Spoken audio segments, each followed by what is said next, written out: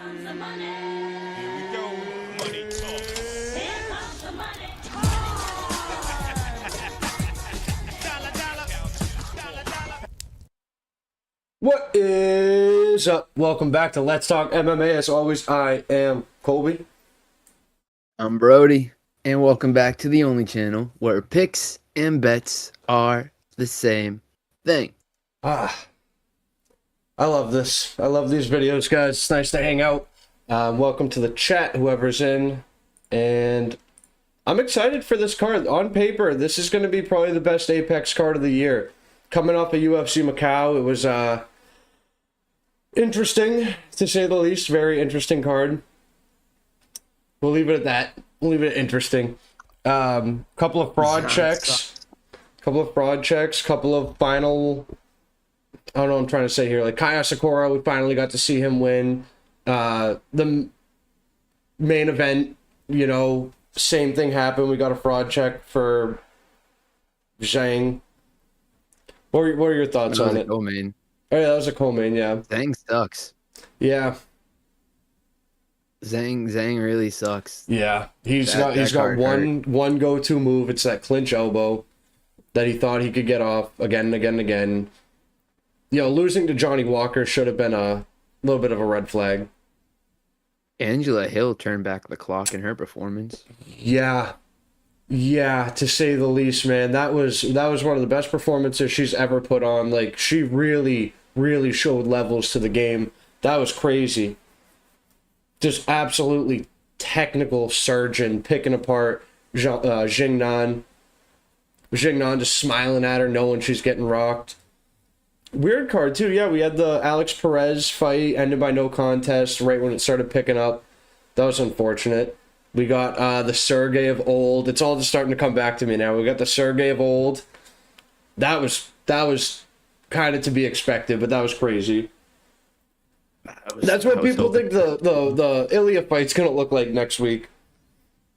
It might. It's gonna. It might. It's gonna. It might, but we'll talk about that one a little bit later. So, up first in the Apex, we got Ketlin Souza going up against Ariane Carnelossi. Ketlin Souza, she's 16-6 in her professional career. Ariane Carnelossi is 15-4. Ketlin Souza a little bit younger. They're both going to be looking, I don't want to say the same size, because Carnelossi is going to be two times the size of her in thickness. But same height, similar reach. You know, Carnelossi, though, she's not a fighter, in my opinion. That's not like the athletic route she should be taking. She should be like a bodybuilder. She's not very technical. She relies on her strength way more than actual combinations or transitions. And I feel like it's safe to say that women's MMA is at a point where you can't just strength your way through the top 15 anymore. You know, you actually have to have some skill. Ketlin Souza, on the other hand, she's a good striker. She's got some serious speed in her hands, not power. But I think Ketlin Souza is going to be able to kind of just dog walk her way to a decision here, maybe even finish Carnelossi in like the second or third round.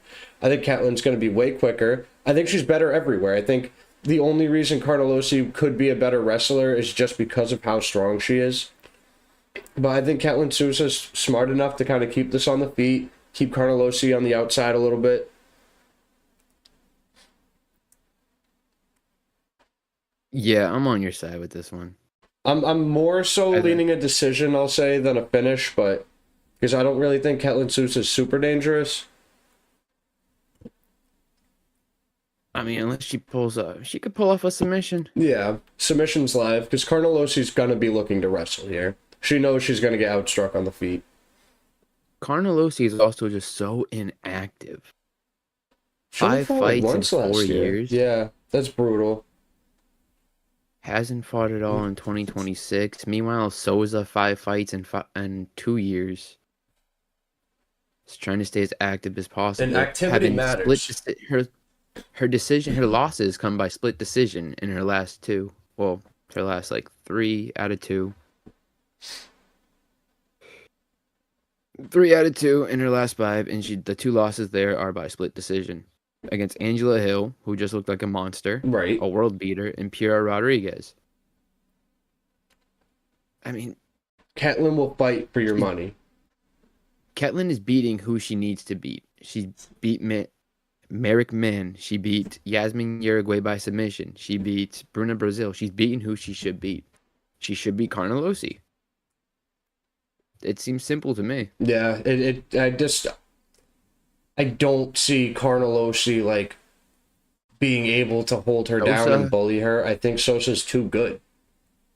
Sosa lands 4 strikes a minute, and Carnelossi absorbs 4.5 a minute. Yeah. So every strike Sosa lands, throws should land. Carnelossi's not Accuracy is fast. 50%. Like, her size really... She's only 115 pounds, dude. She's probably, like, 85% muscle. Like, she is jacked to the gills. Souza knows what she's doing in the grappling department, too. So I think she'll be fine here. And it's... Carnelossi only averaging 1 takedown every fight. So give me Sosa. She's going to win at least 2 rounds. I like the decision. Yeah. Possible submission, but I like the decision better. Yeah, I'm liking the decision as well. All right, moving up. We got another women's fight in Gisela Chavez going up against Unessi Dubin. I wasn't able to get the full stats for them. I probably could have if I searched a little bit deeper, so sorry about that. Gisela Chavez is 7-0. Should have an asterisk on it, though. Unessi Dubin, 6-1 and 1 no contest. They're both 29. Chavez is going to be standing a little bit taller with a little bit of a reach advantage. But Brody made a really good point when we were talking about this fight earlier. Chavez got into the UFC off of a fight that Dana White thought she lost at the Contender Series. And Unessi Dubin, man, she's got some serious power in those hands at 125. She was I'm pretty sure she was like a plus 400 underdog in her last fight. Sent the girl to the fucking shadow realm. I believe it was the first round. Yeah, Contender Series. I believe it was the first round. Yeah, it was. Sent her to the fucking shadow realm, dude. And Chavez is there to be hit. And Dubin does not seem like a girl that you want to be hit by. It's very, very, very easy to look at a women's prelim fight and go, oh, it's going to decision, or oh, it's going over. But Dubin is one shot away at all times from just turning your lights off.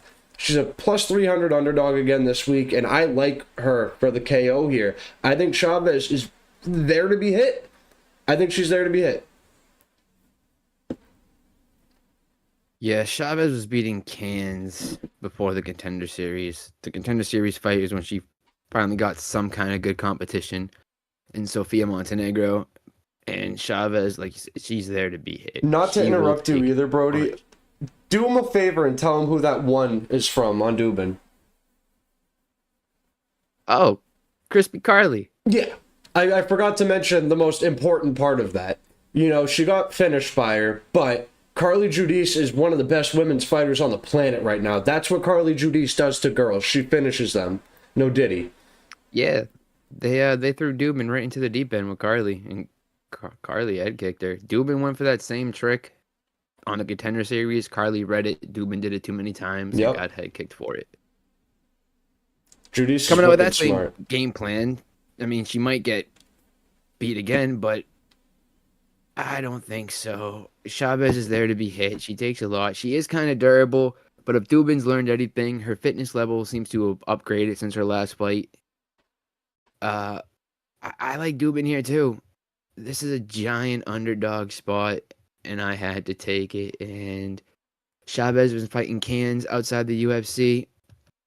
She's there to be hit. I think Dubin rocks hard. I think a KO could happen. Yeah, I'm liking the KO as well. And, you know, it's the same logic that we were kind of on the fence with the Angela Hill fight. Experience matters and opponents matter.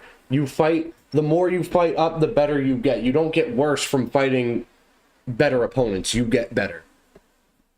Yeah, Dubin has 3 round 1 finishes. And if you look at just her last 4 fights, they've all ended inside round 1, even the one she lost.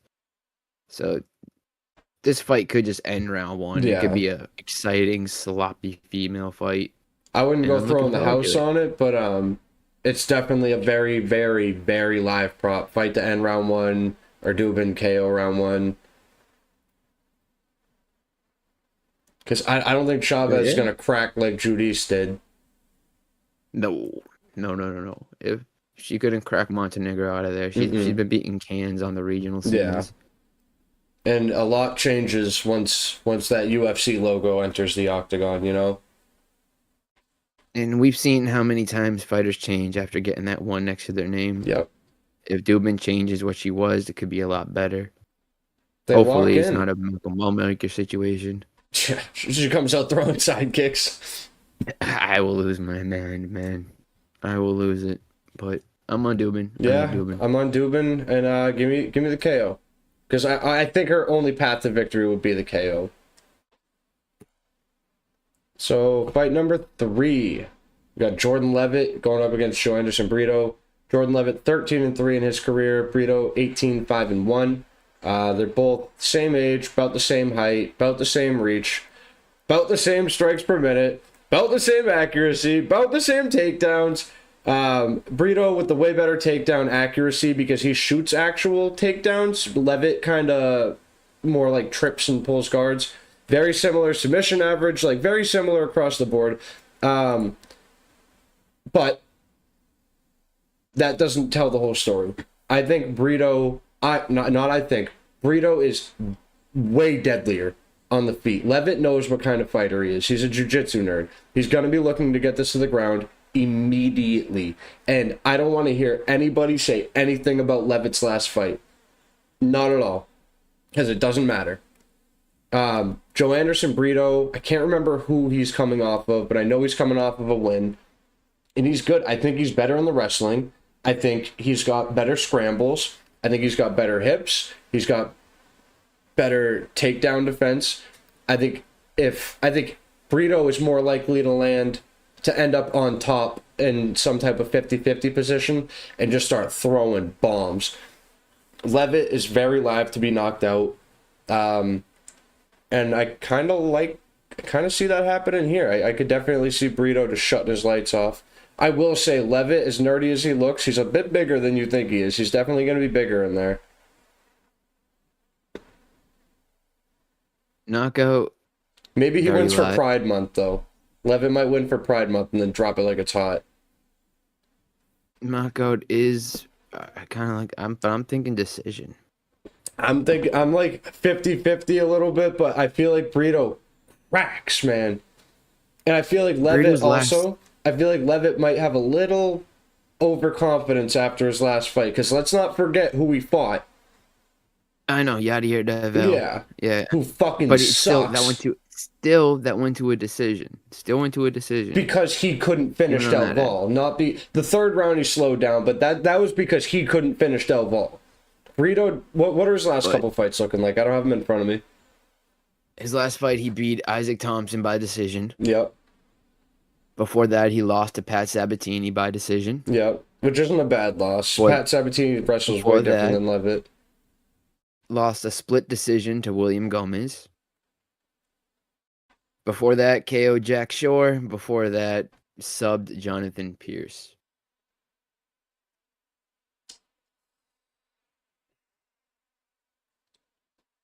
You know, the decision on paper sounds like it's making sense, but I kind of see him just fucking knocking him out. I think Levitt is if Levitt gets stuck on the feet, he's fucked. He is completely screwed if he gets stuck on the feet. If he can't end up on top of Brito, he's screwed. So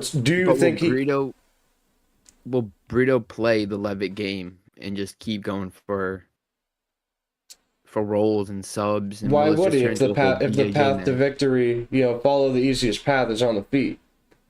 Because we've seen a lot of fighters have very low IQ. Yes, we have. We've seen a lot of fighters try to beat other ones at their own game. Example, Jake Matthews last week. Yeah. He could have just knocked out Carlson Harris. He could have just had the walk-off, but no, he wanted to sub him. He wanted to finish him by submission. We've seen a lot of low IQ moments, and that's what's leading me to a decision. That Brito just plays the game. It becomes a BJJ match for 15 minutes.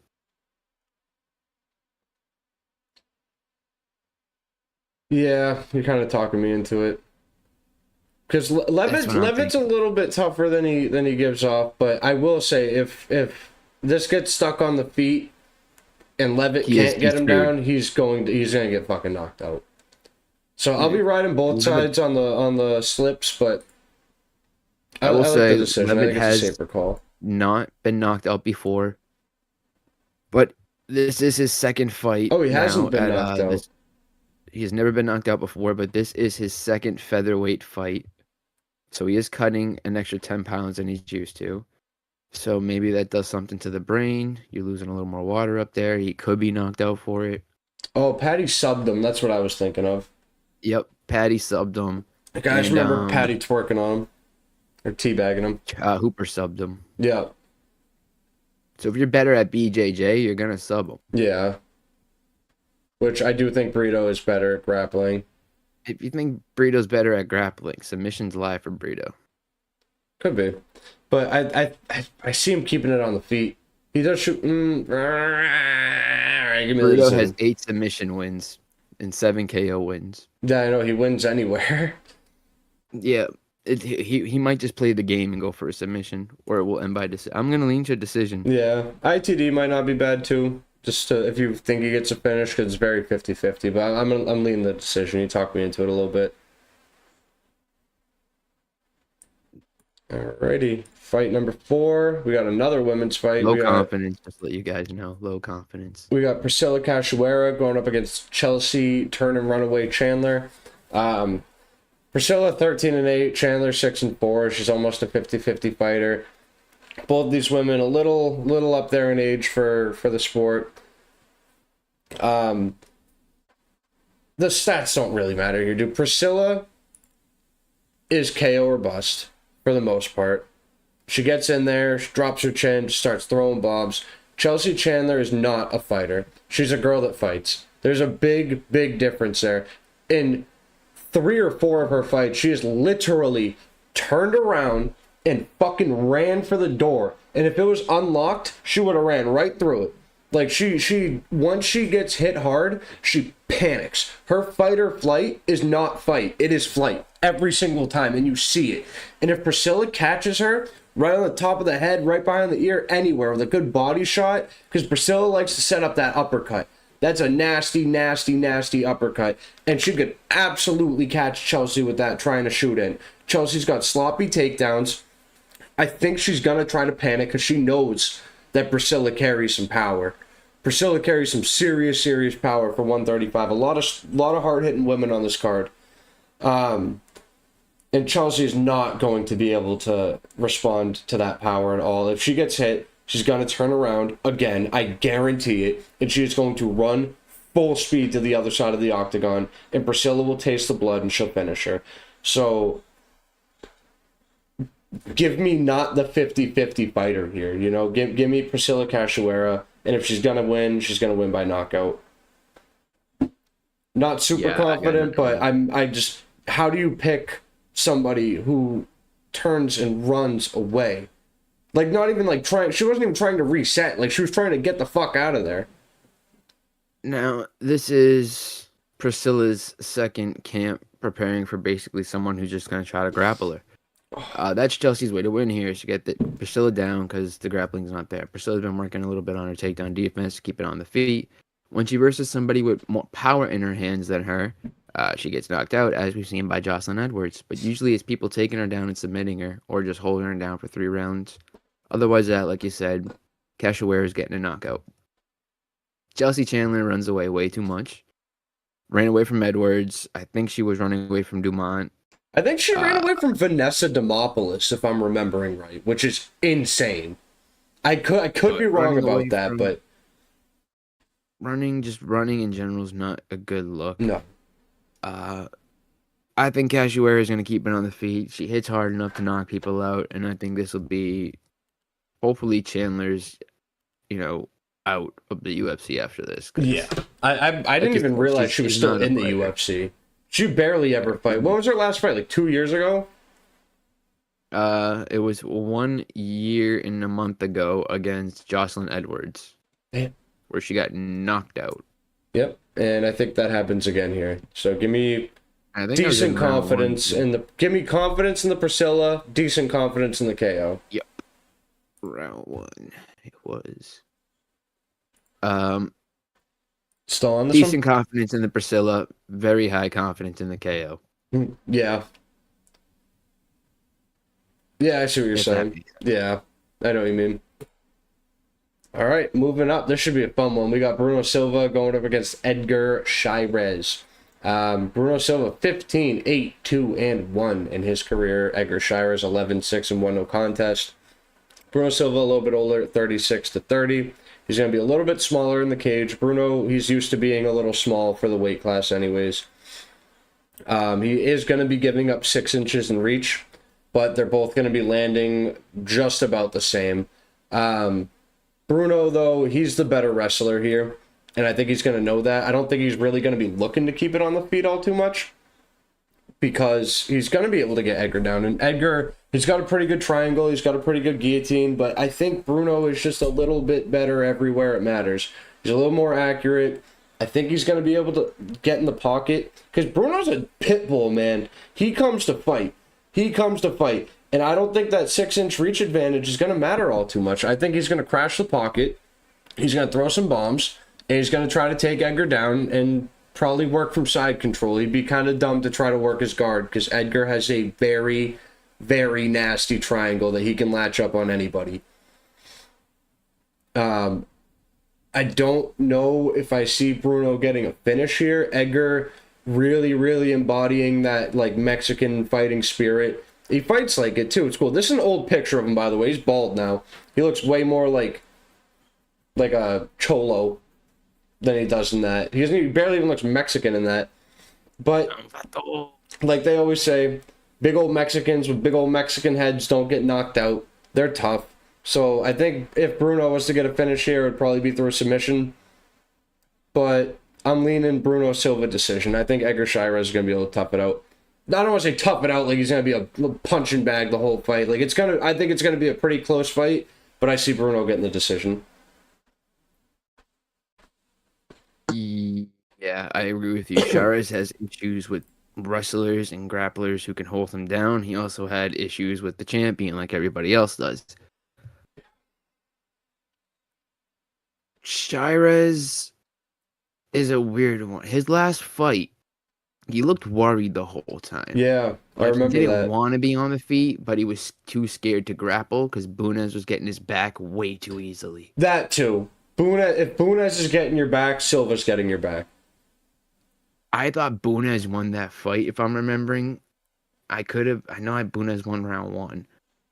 I think Chairez took round 2. And if I remember right, I think I gave Bunez round 3. I might have to rewatch that to double check. But Chairez looked so nervous in that fight. He looked very, very nervous. Could have been I don't know what injured. was going on that night in Mexico. Now, people are saying, "Oh, that's right. That's right. They were in Mexico. I remember. Okay, it's coming back to me. I remember. I had the whole thing about the cartel being involved in one of the fights. I thought it, and I remember. Zell Huber, the biggest favorite on the card, got knocked out by King Green. So maybe, who knows, or maybe Zell Huber just really sucks. Or it was Chairez, because he did not want to throw. He looked terrified. I do remember that, yeah.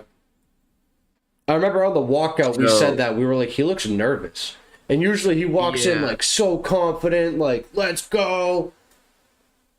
Like, so I'm a little worried. And Bruno Silva, it wasn't his last fight. His last fight was against Charles Johnson, where he almost won that damn thing. Yeah, that was a good fight. That fight gave me a lot of respect for Bruno. That like I haven't been putting respect on his name for as long as I should have been. The fight he had against Hyung Sung Park after he fought Van and got knocked out by Josh Van. When he fought Hyung Sung Park, he looked big. Like Bruno looked giant and suspect to be on something. There was some It's the horse meat. Pimples on his back and stuff, you know. And then he kind of looked a little smaller going out against Charles Johnson. So I don't know. If we get the same Bruno that fought Hyung Sung Park, Chairez is screwed. Screwed. Comes out looking beefy. If it comes out looking like the version he did against Charles Johnson, this could be another Chairez Bunez fight. Yeah, we'll have to see the weigh-ins. I'm just going to lean towards Silva. Yeah. I like the Silva decision.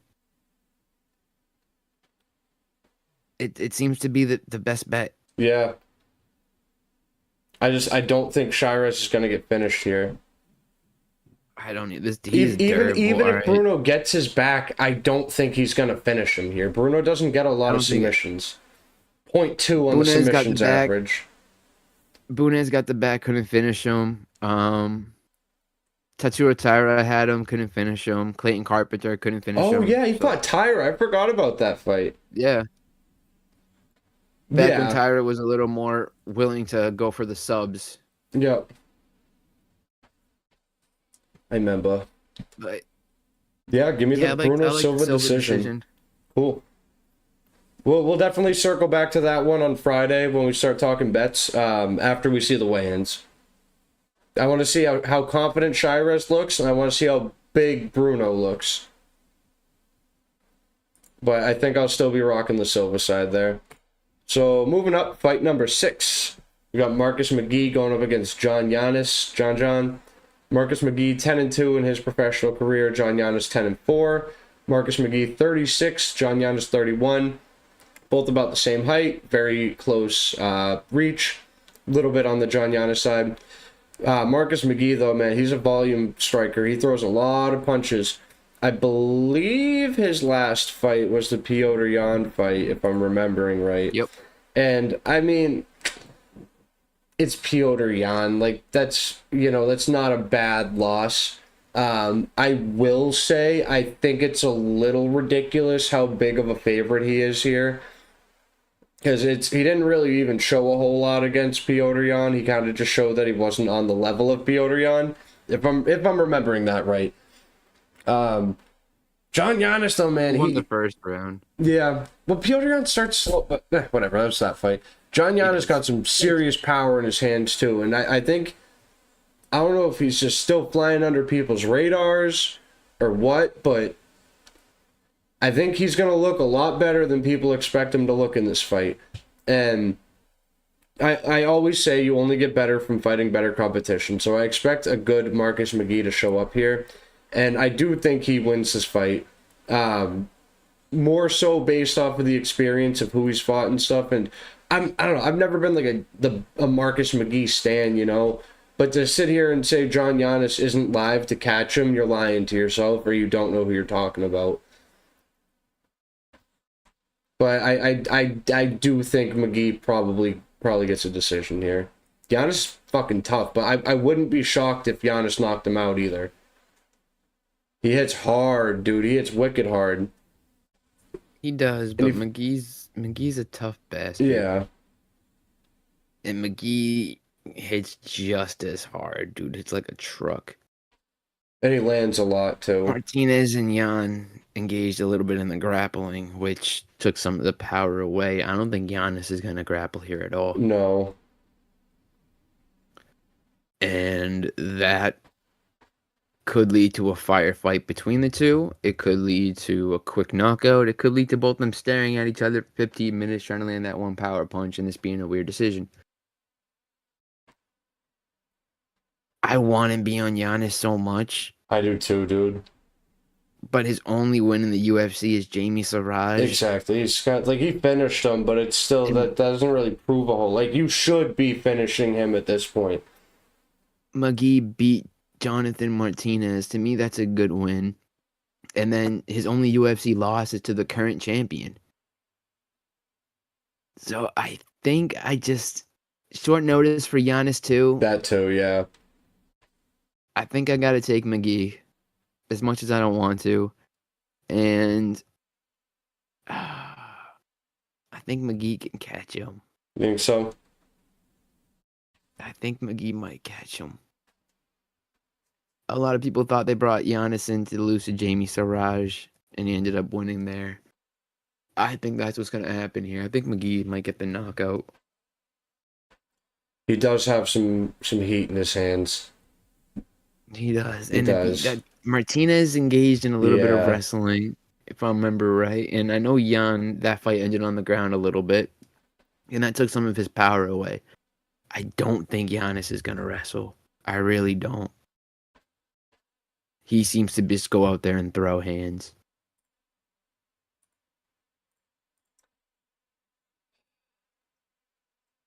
Looking Yeah, at his last dude, three I can fights, I see this just being a middle of the octagon firefight, and I'm gonna take the KO with you. I think so. The more you say it, the more like Marcus McGee really does pack some firepower. he really does.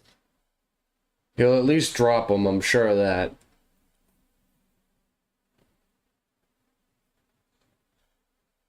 Yeah. Yeah, no. This is gonna be a KO or decision from I mean, if McGee subs him, I will be shocked. McGee does have one submission win.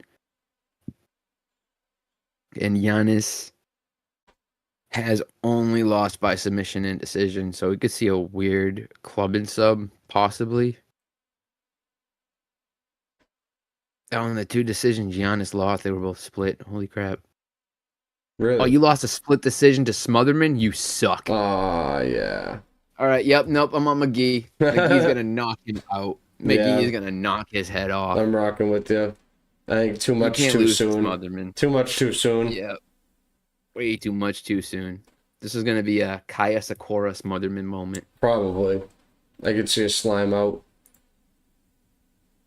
All right, fight number 7. We got, speaking of fucking slime outs, we got Matt Schnell going up against Alessandro Costa. Man, I don't gotta say nothing. I don't gotta say nothing. Short notice for Alessandro Costa. Still like a minus 700 favorite, as he should be, and he will show up and show out. And he is gonna fucking send Matt Schnell's head into the furthest, deepest depths of the Apex parking lot. Someone's taking it home as a souvenir. I promise you that. Alessandro Costa is nasty. Man, if you guys aren't hip to Alessandro Costa, go watch his last couple of fights. This dude is no joke. He is going to absolutely eviscerate Matt Schnell in the first round. He's going to catch him right on the chin. Matt's head's going to spin around 8 times, and it's going to uncork and pop off and go through the ceiling. Alessandro Costa by whatever, whenever, and however he wants. Fight does not go the distance. Round 2 does not start. 100% confidence. Matt Dangerous Snell versus Alessandro Costa. Yeah, Costa's gonna knock his head off. It's simple. Jesus, absolute slime out. Hard. I mean, Schnell's only way to win here is to grapple, and Costa knows exactly what he's doing in the grappling department.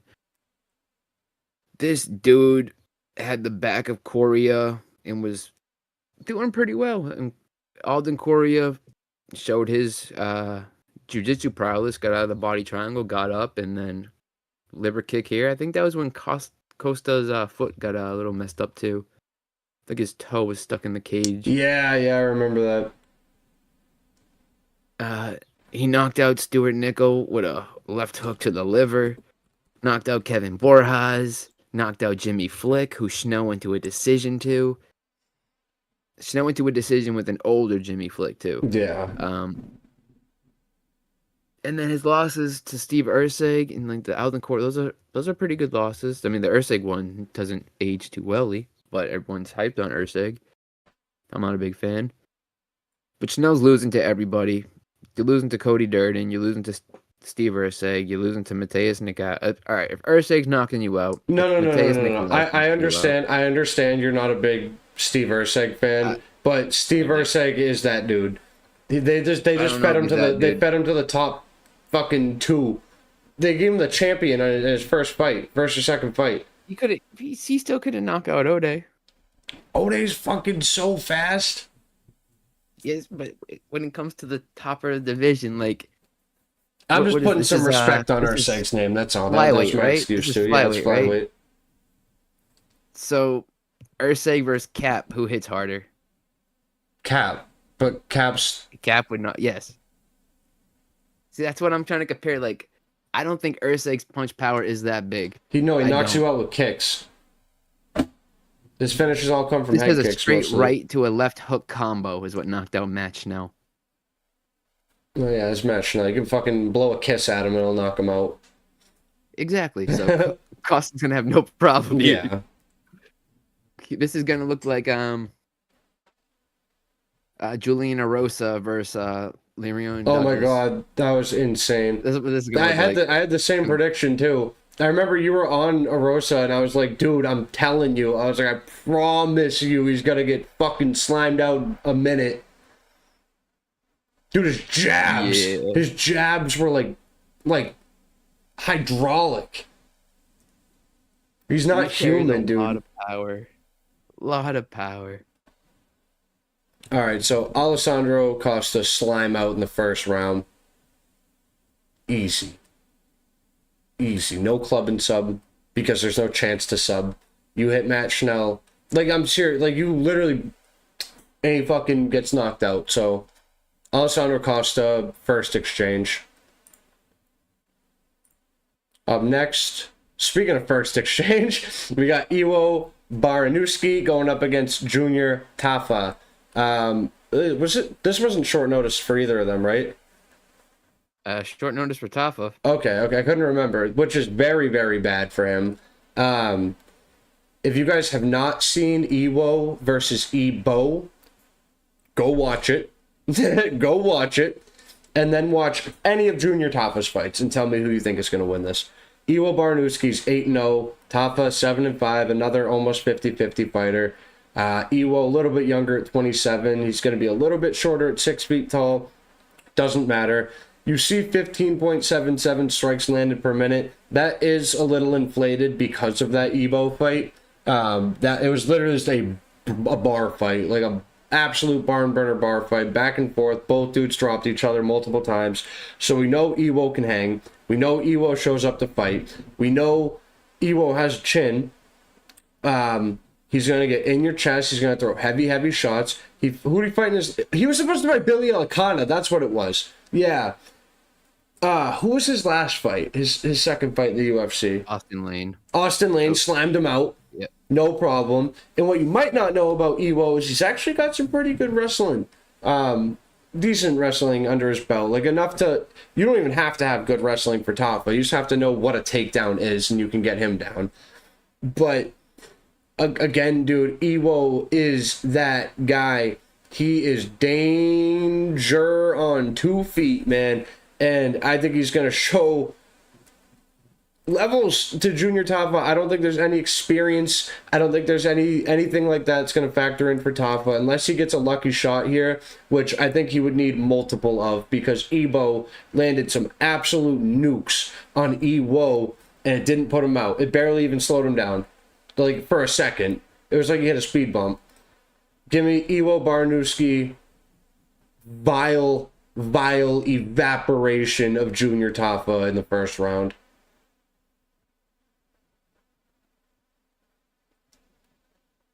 I love everything you said. Thank you. Everything was perfect. Perfectly put. The only thing, I'm taking the sub. Taking the sub? I'm taking Iwo by sub. I'm not. Tafa, if you give him a chance, he will. You know, he can throw power. He can. He's connect. too. I think he's too technical for Iwo. Sucks. Yeah, he At does. grappling. Yeah, he does. When it comes to MMA, Tafa is awful. Straight kickboxing, Tafa's great. And if you make this a standing bang with Tafa, he give him chances. He'll give himself chances. Iwo, I don't think is an idiot. Like, he stood and banged with Ebo. And when he had Ebo hurt, Ebo shot takedown. He knew what to do. Like, he's not an idiot. He does have 2 submission wins early in his career.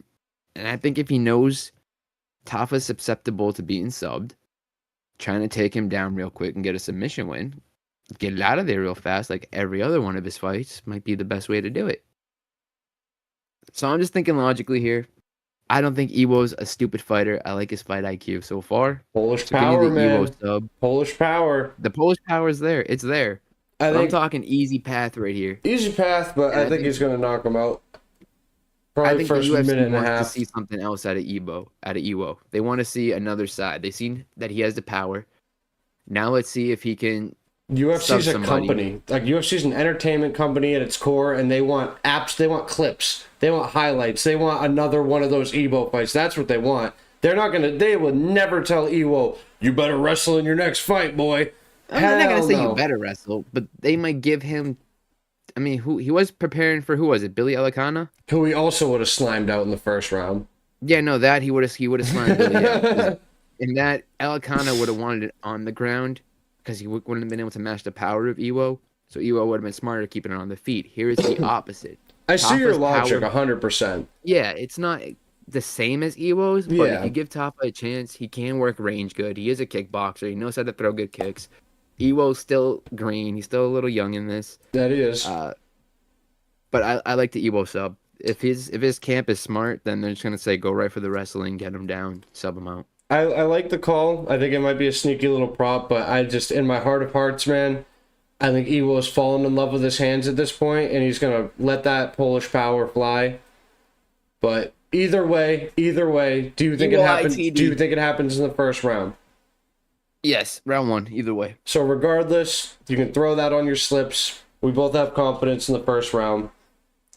The ITD itself probably wouldn't even be worth putting on a slip. I'm very curious to see what that's going to be looking like. I'll check it after. I'm gonna try to check it right now as we go into the next one. Alrighty.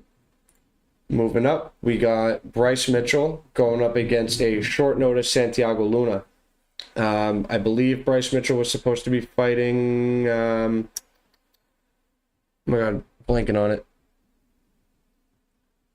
Let me see. Bryce Mitchell. Victor Henry. Victor Henry, yep. Santiago Luna is 8-0 in his career. He's undefeated right now. Bryce Mitchell 18-4. You know, we've seen Bryce Mitchell on the wrong end of a couple of highlight reels. And that's not good for you. You know, like getting chinned like that by Josh Emmett's brutal. I'm surprised he ever woke up from that. But Bryce Mitchell knows what kind of fighter he is. He's a wrestler. He's going to be looking to wrestle. Santiago Luna, though, man, he's quick. He's got good hands. He's got good takedowns. He's got good takedown accuracy. He's got good takedown defense. I think skill-wise, Santiago Luna is a little bit better everywhere than Bryce Mitchell. 10 times better on the feet. But on the ground, I think he's a little bit better everywhere. And Bryce Mitchell, you made a good point, is fighting at 135 again. He's not fighting at 145 right now like when he fought John Silva. He moved back down to where his chin is not as good. And I think Santiago Luna might be that dude. He is very green, 21 years old, 8-0, very young. Very early in his actual UFC career. But I think Santiago Luna has the get-up ability.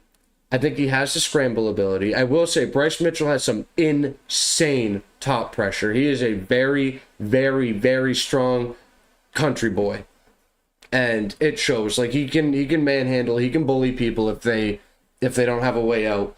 But Santiago Luna has so much potential right now. And I think he's just getting better in every fight. And I think he's live to knock Bryce Mitchell's fucking jaw off again. Like I could see him knocking out Bryce Mitchell at 135. 8-0. I think he can make it 9-0. Bryce Mitchell, obviously more experienced. He's fought the better competition, but he's lost to the better competition. Yeah. I think Santiago Luna is always ready to go too. Like I think he's gonna show up looking good. And I think unless he's hurt, I think he might be able to do this. This would be a really good win for him too. All right, let's see. Bryce. Where's Bryce? Knocked out. Okay. So Bryce's 3 UFC losses are to Emmett. Ilya, Gene, and Josh. Yeah. But that's all at featherweight. Bantamweight, his only fight is Saeed, where they both kind of look tired in that fight. and the takedowns and Bryce's top control is what I wanted. So this is in this fight, Bryce is not going to have the better hands. No. He's not. In most fights, he doesn't Luna- have the better hands. Luna's gonna dude. He is a clean boxer. He rips hard. This dude has. He's a natural 135er too. KO. Mitchell's a natural 145er, so he's cutting the extra size. You know, he'll probably look. He's gonna look bigger than Luna in there a little bit, but he's gonna want to weight bully. But I don't think he does against Luna. I think Luna might even be the better wrestler in there. Like. Even the grappling, Luna knows what he's doing. 4 wins by sub, 3 by KO. He's very, very well rounded, which is great to see out of a 21-year-old prospect. Let's see, 1, 2, 3 rear naked choke finishes back to back to back. And that's a start his pro career off. So you can't rate it too much. This is gonna be his hardest competition yet. 100%. 100%. Going to a decision with Angel Pacheco, but Pacheco has really good durability, like insane durability. Mitchell's pretty durable too. I'll give that to him. Like I know Emmett clobbered him, but Emmett hits hard, and he can do that to anybody that he catches. He just caught him. John Silva caught him in the ninja choke. That was nasty. Quang Lee got knocked out pretty bad in round 1 in the fight he was in against Luna. I mean, I like Luna here. I just have a hard time picking a prop. ITD's safe. I'm thinking, even he's going to be an underdog anyway, so the money line's safe. He's definitely an underdog. I'm going to go with submission. Let me see this. I'm going to go with submission on it. Right now in Fanatics, he's a plus 120. I'm going to go by sub. Subs up plus 1,400. Juiced. I just got a weird feeling. I don't know why, but I mean, Mitchell's been subbed. I can almost catch him in like a Darce choke. Like some type of front choke. Because like John Silva caught him in a front choke. Yeah. He caught him in a ninja choke. That was fucking nasty. That was so nasty. And if other fighters have that same guard, like, it's just, I think we'll be able to tell fast. It's going to be, does Santiago Luna want to keep this on the feet, or does he want to wrestle? And there's no danger in keeping it on the feet. There's more danger in going to the ground with Mitchell. Bryce was training for a grappling fight. Right. So Luna could switch it up on him real bad and come in and just start. If he has a good team behind him, they say, you only anti-wrestle. You keep this on the feet. Don't do what he's been spending the last 12 weeks getting ready for. You hit the ground, you fucking get back up. You drop him, you let him stand back up. Do not hit the ground. That's what I'd be saying to him. I'd say, you're safe there. Why even risk it? You know he's not safe on the feet with you. Put your hands on him. Same thing. But Luna and Bryce almost average the same amount of takedowns. And Luna's 8-0, so he clearly has somebody good whispering in his ear. So, yeah, I got to take the Luna sub. I'm going to take the KO. I think it happens probably around 1 or 2. But both of us on Luna, on the underdog, both of us on inside the distance. Again, would not be shocked at the sub. Would not be shocked at the sub by any means. I think just Bryce's cardio is going to start coming into question. Especially at 135. Cutting that extra 15 pounds. We're going to have to see them at weigh-ins too, because if Bryce looks bad, my confidence in the KO goes up. If Bryce looks really good, my confidence in the sub goes up. Let me see what inside the distance is sitting at right now. I mean, Bryce absolutely could win this too. I don't want to sit here and act like Bryce has no chance or Bryce is a bad fighter. He's good at what he does. But I think Luna, 10 years younger, is going to make a difference. Natural 135er. Luna inside the distance. is sitting at a plus 320.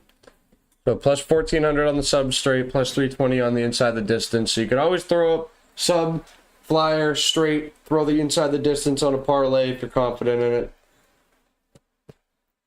Yeah. Throw the sub in a super duper long shot if you want. But I think if you're parlaying it, you should play inside the distance. If you're flying it, you should go sub. Yeah, even the money line's kind of safe too. Yeah.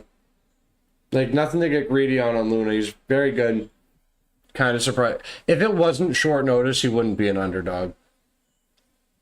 It would be the other way around. Bryce would be like a plus 120, plus 140. Maybe not plus 140, but like a plus 120. All right, so both of us rocking on Luna.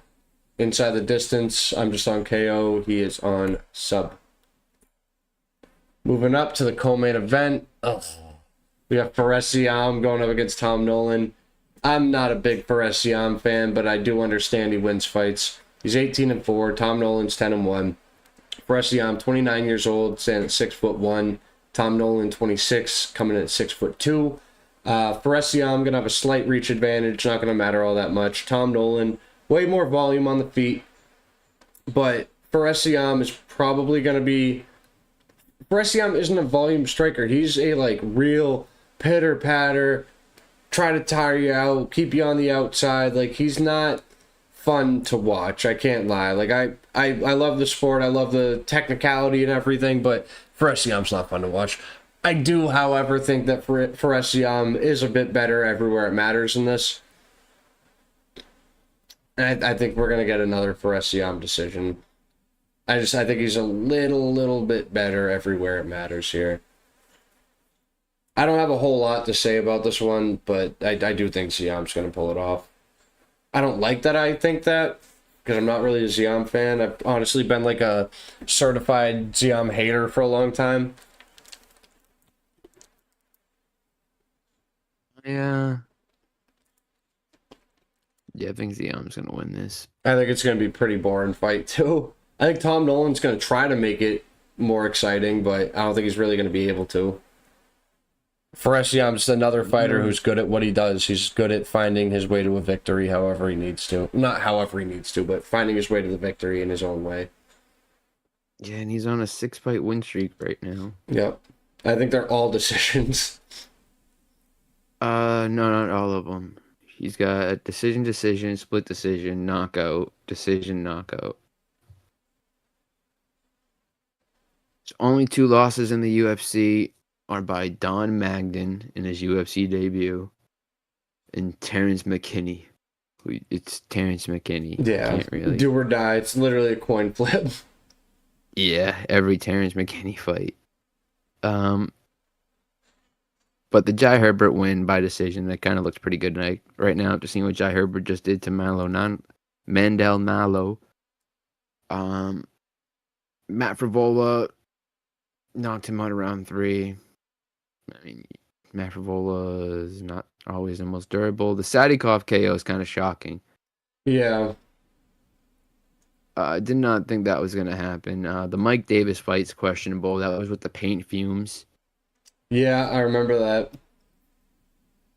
There's a lot of weird shit going on during that event.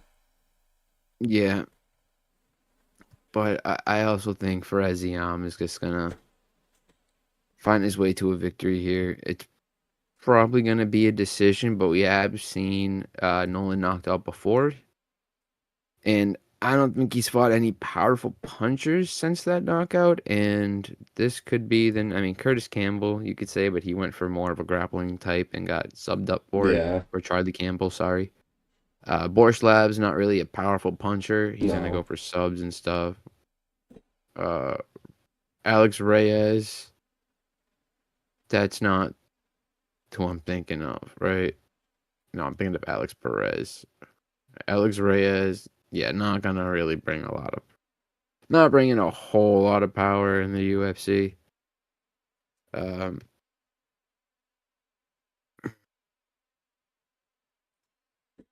So I think you gotta take Ziam. Yeah, I'm Ziam leaning could decision. probably get a knockout. He probably could, but I like the decision call too. Yeah, I think Nolan smartened up a bit to keep it safe, and he's gonna be low IQ enough to keep letting Ziam escape off the back foot and circle out. So give me Ziam by Yeah. decision. I'm with you on that. Alrighty. On to the main event. We got former champion Belal Muhammad going up against Gabriel Bonfim. We missed a fight. Did we? Yeah.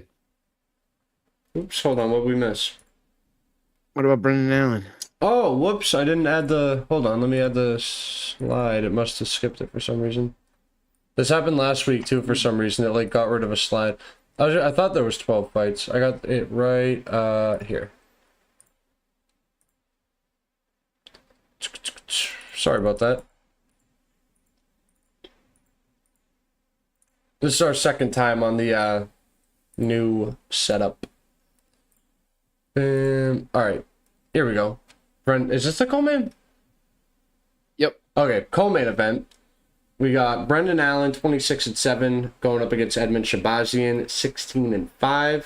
Brendan Allen coming in at 30 years old, standing 6'2". Shabazian, 28, standing 6'2". Very similar stats across the board. Again, higher on the submissions for Brendan Allen, but Brendan Allen's looked really good, man. Picking up, was it? I always mix their names up. Imavov or Naimov when he picked him up and slammed him on his head. Brendan Allen did it? Yeah, I always mix. I always get that name confused. Imavov. Yep. Nice win over RDR. Brendan Allen's been looking good, man. I know he got the hell beat out of him by Sean Strickland, but that's kind of what Sean Strickland does to anybody who isn't Alex Pereira. I feel like a broken record. Like, I feel like I keep saying the same thing for all these fights, but again, I just think Brendan Allen is better where it matters. I think he's better on the feet, the better wrestler, the better grappler. I think he's got a little bit more momentum for him right now. Edmund Shabazian, I just don't rate him that high. I never really have. And I think Brendan Allen has no problem winning this fight. It's honestly, I just don't know how. This is one of the ones I said I have to discuss with you for a method. I don't know how. I could see him getting the sub. I could see him knocking Shabazian out. I could see it going to a decision. But I do think Brendan Allen wins this fight. Here's what we got to discuss, all right? So Edmund Shabazian, his power that I thought that he had in his hands might not actually be there because he went to a decision with Petrosky, couldn't knock him out, but it seems like everybody else under the sun can just like death touch Petrosky. If Brundage can do it and Shabazian couldn't do it, kind of means your punch power is not all there. Especially when Shabazian's only 28 and Brundage is like 35. Yeah. Secondly, Allen, very low IQ fighter. Yes, that's what scares me a bit here. Yes, he is. He will play the grappling game with RDR when standing and striking is the much more smart thing to do. He beat RDR, didn't he? Smart thing to do. He did. Okay. RDR gave up. That's why he beat him. Yeah, that's when he quit on the stool. That's right. Marvin Vittori, why are you going to stand and strike with a guy who has a chin like a fire hydrant, is known for not getting knocked out? You take him down, you wrestle, you sub him. Nope. Brendan Allen decides I'm going to slug with him for 3 rounds. That was stupid. Marvin Vittori has really good grappling, though. Marvin Vittori's grappling is better than his striking. Like, Brendan Allen would be in way more danger. We might not finish him, but he could definitely get the points way faster than he could on the ground. I think the ground game would have been better there. I mean, losing the decision to Fluffy just shows that your cardio's good. Yeah. You'll go all rounds because that's how Fluffy wins. He'll break you. Losing to Imavov. Still slammed him on his fucking head, though. Yeah, he did have the good takedown, but it looks like, he might have adrenaline dumped a little bit too much and kind of lost out later in the fight. I don't know what to make of all of this. I mean, a win against Chris Curtis, yeah, cool. Chris Curtis is good. Yeah, but a split decision win against Chris Curtis. Chris Curtis is wicked good. That's not a bad. That's a good win, dude. Chris Curtis is really, really good. Trust me. I think Chris Curtis is way better in the weight class he's in now and should have been there the whole time. Agreed. At 170, he shouldn't have been at 185.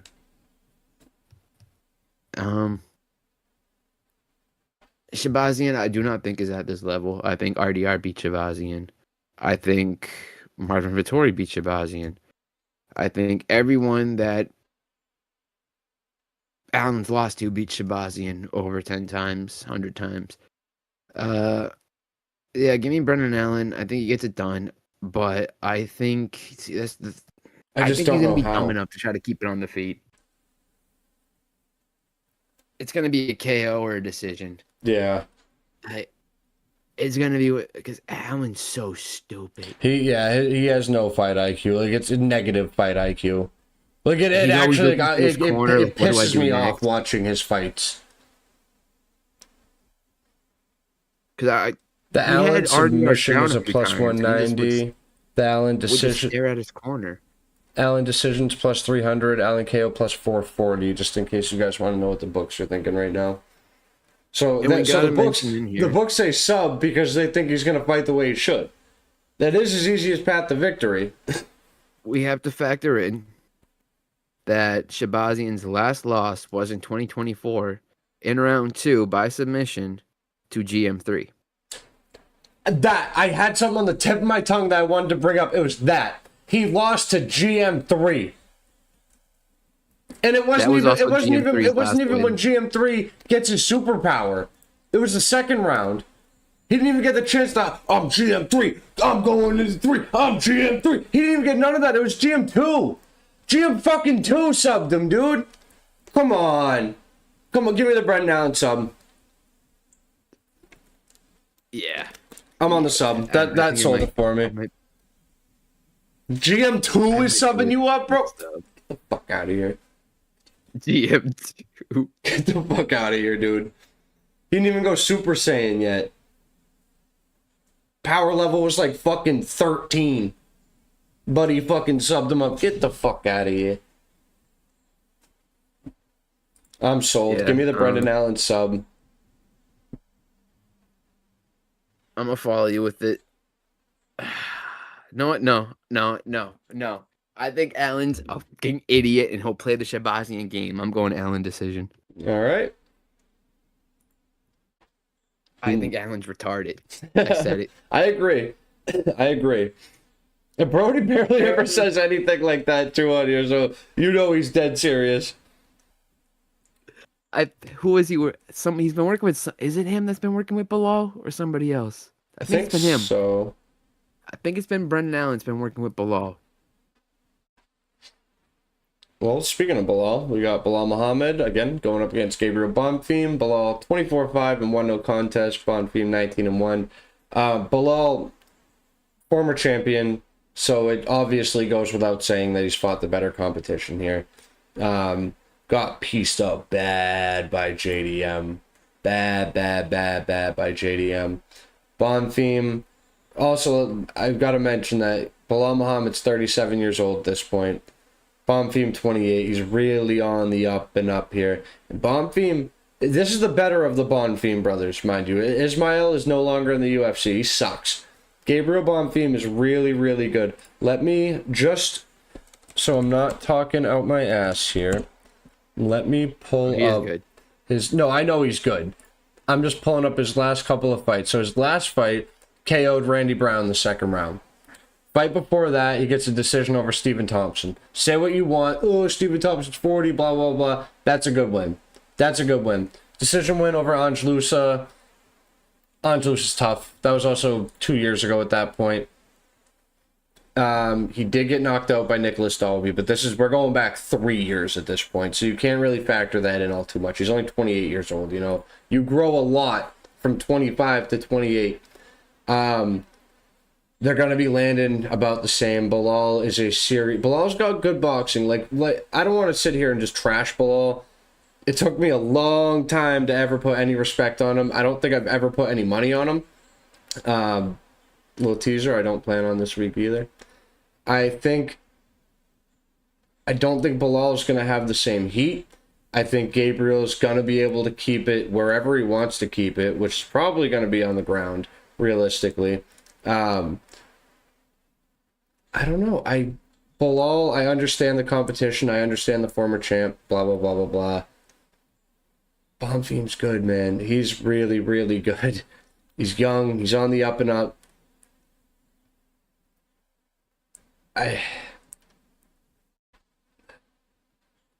Does it go the whole 25? Is the question here. I believe this is his first 5-round fight.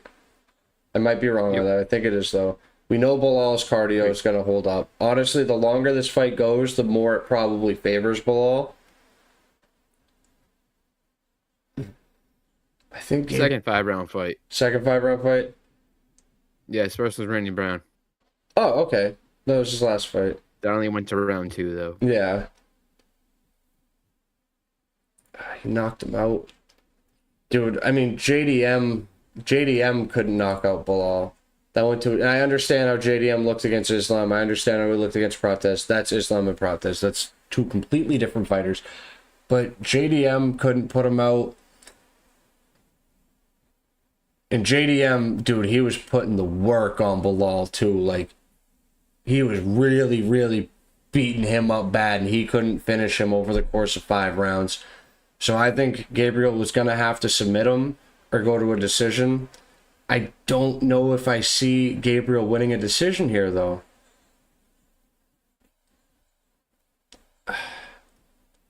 Give me the Gabriel Bonfim sub.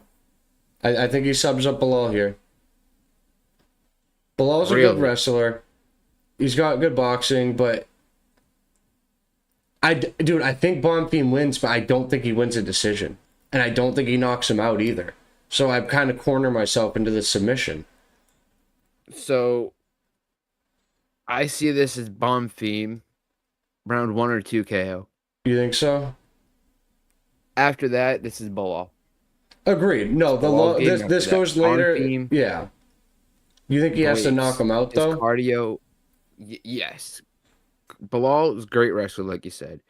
This dude's never been subbed. He's very smart on the ground. He's always drilling wrestling. True, he's been fighting in RAF, too. I forgot about that. Like, constantly. If you want to finish him, it has to be by knockout. Now, what Bonfim does really well is getting back up after being taken down. And he will make you pay for it. He will deliver a knee to the midsection, an elbow to your jaw. Like, he will make you pay for every time you want to clinch with him. I can see the body work adding up. Knees up the middle really, really well. Whether it connects with Belal's stomach or Belal's head if he's going for a takedown. Bonfim, like you said, it's the better of the brothers. I like his power. I really like his power for this weight class. It's not like Protez level, but it's still pretty high. You think it's in between Protez and JDM? I think it's above JDM, but below Protez. I do. And Bonfim's recovery is kind of insane. It is. The amount of times he got head kicked by Wonder Boy, and I'm like, well, this fight's over. Yeah. And he just stayed standing. That's And Belal ain't going to be head kicking him like that. No, Belal, I don't think he'll be able to reach his head. No. No. Dude, Bonfim's going to be the taller dude. You're selling me.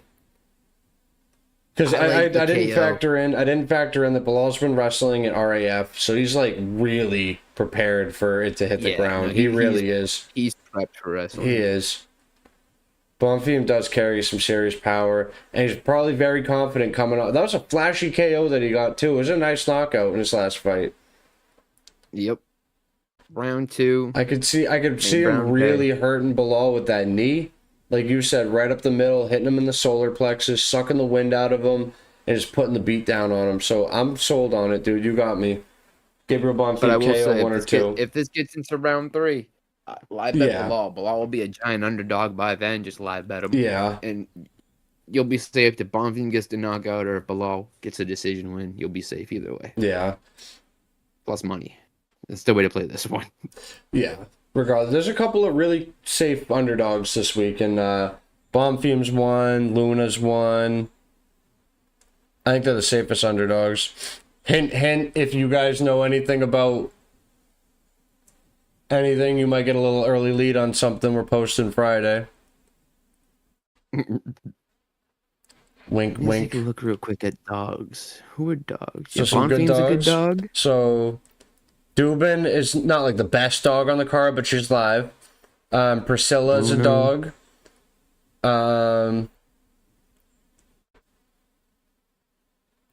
Luna's a dog. And Bonfim's a dog.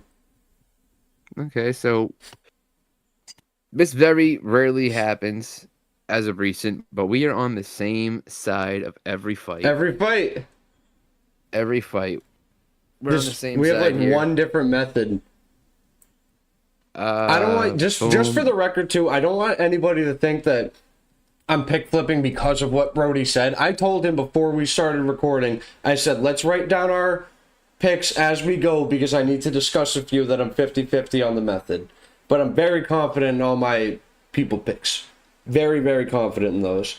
Couple of underdogs. It's gonna be a banger Apex. And next week we got the White House, baby.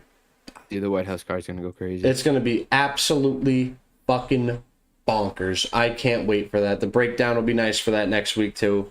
But we gotta get through this week first. That's crazy though. It's been a long time since you and I have had every single of the same pick. So I'm hoping that's good for us. Hoping that's good for us this week. Fingers crossed. Yep.